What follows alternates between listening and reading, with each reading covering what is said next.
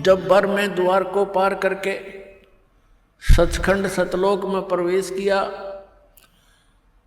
आदरणीय गरीबदास साहिब जी के शरीर का नूर 16 सूर्य जितना प्रकाशमय हो गया।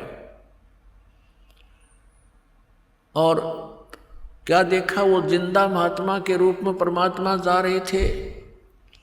उस परमेश्वर ने अपने रूप को, अपने तेज को छुपाया हुआ था, और दूसरे रूप में वो वही कबीर परमात्मा अपने अन्य रूप में एक बहुत बड़े सिंहासन पर तख्त ये अपना लकड़ी का नहीं, तख्त होता है। जैसे राजा लोगों की राजगद्दी को तख्त बोला करते थे कि फलाना राजा इतने सन में तख्त पर विराजा था, तख्त पर बैठा था, यानी गद्दी पर बैठा था। कंट्रोलर की सीट पर समझ लो तख्त। तो वहाँ परमात्मा विराजमान दूसरे रूप में सिंहासन के ऊपर, बहुत सुंदर सिंहासन।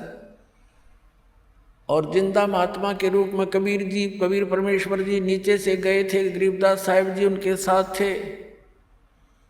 वहाँ एक चंवर रखा था। जिंदा महात्मा के रूप में परमेश्वर कबीर देव जी, कबीर साहिब जी अपने ही दूसरे रूप पर चंवर करने लगे, जो सिंहासन पर विराजमान था। जैसे एक सेवक करता है, अपने गुरुदेव के ऊपर चंवर करता है श्रद्धा के साथ। गरीबदास जी ने सोचा कि भी भगवान तो ये है जो तख्त पर विराजमान है, गद्दी पर बैठा है।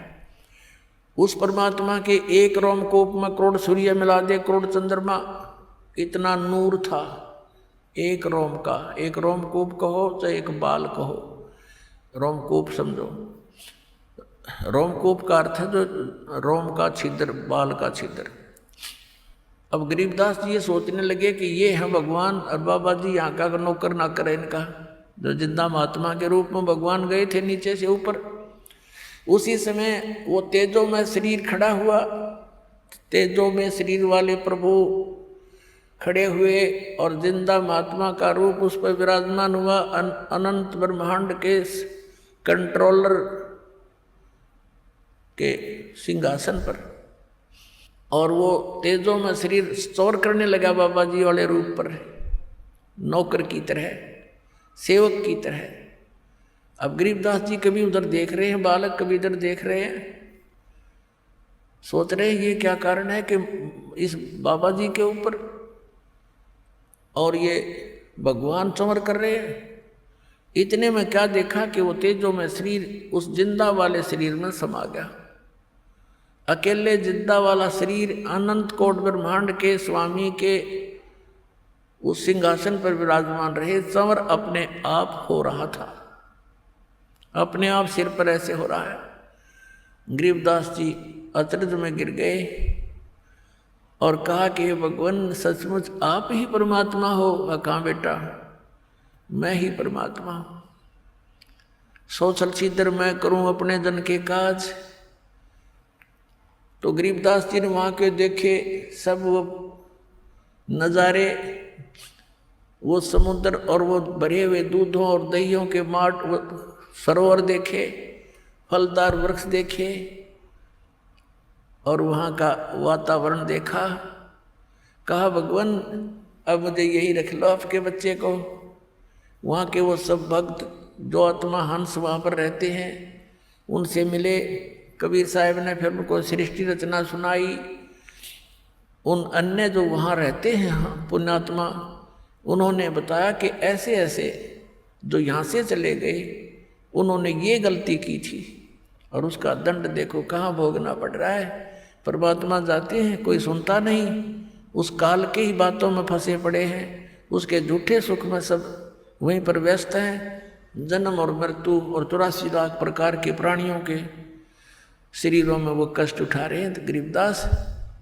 और अब ये है वो स्थान जहाँ कभी जन्म मृत्यु नहीं होती, कभी वृद्ध अवस्था नहीं आती और कुछ भी काम नहीं करना पड़ता। इतना आनंद रहता है, सब आहार उपलब्ध है। गरीबदास जी ने कहा परमात्मा मुझे यही रख लो, भेजो ना भगवान, वो तो घना गंदा लोक है भगवान, वहाँ तो हाहाकार माचरी है। तब गरीब परमात्मा ने कहा बेटा तुम यहाँ से जब गए तुम बहुत भक्ति युक्त थे, अब तुम भक्ति रहित हो गए। मैं एक ऐसा मंत्र दूंगा जिसको सतनाम कहते हैं, 2 अक्षर का है, जिसमें एक ओम मंत्र है, एक तत्व गुप्त है। श्रीमद् भगवद गीता अध्याय नंबर 17 के श्लोक 23 में ये मंत्र सांकेतिक अर्ध सांकेतिक लिखा है। ओम तो सार्वजनिक है, स्पष्ट है। तत् और सत ये 2 मंत्र गुप्त हैं। ये केवल कबीर परमात्मा ने अपनी उन प्यारी आत्माओं को दिए थे जिनका मोक्ष हुआ। फिर उनको सख्त हिदायत दे दी थी कि अभी इस सतनाम को डिस्क्लोज ना करना, नहीं तो आने वाले समय में ये काल के दूतों का दाव लग जाएगा और मेरे बच्चे भिन्नता पहचान नहीं सकेंगे, क्योंकि इस मंत्र के देने वाला पृथ्वी पर एक ही होता है, दूसरा नहीं हो सकता। या तो परमात्मा आए थे, उसमें वो अकेले ही थे, ना कोई ऐसा साधन था, ना कोई मीडिया थी, ना कोई कन्वेंस था। और फिर भी परमात्मा ने 64 लाख शिष्यों को स्वयं ही नाम दिया, दीक्षा दी थी, अन्य को नहीं दी थी। भले ये मंत्र नहीं दिया था, ये 5 मंत्र जो आपको 7 मंत्र बना कर दिए जाते हैं, तो उसमें केवल ये 5 मंत्र ही देते थे दाता, ताकि पता था उनको कि ये अभी मुझे पहचान नहीं सकेंगे, और यदि इनको किसी को मंत्र ये दान कर भी दिया तो ये डिस्क्लोज हो जाएगा, बात बिगड़ जाएगी।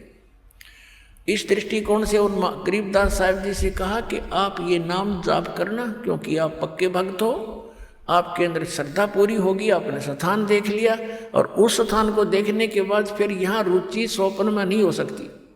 इस बात से गरीबदास साहिब जी संतुष्ट हुए कि जो आज्ञा प्रभु आपकी है, और कहा ये अभी बताना नहीं। परमात्मा ने अपना सारा ज्ञान उसके अंदर फीड कर दिया गरीबदास साहिब जी की आत्मा में, जैसे कंप्यूटर से दूसरे कंप्यूटर में बहुत बड़े ये सत्संग के वीडियो तो कोई घंटों की फैक्स कर दी जाती है और उसमें भी सेव रह जाती है।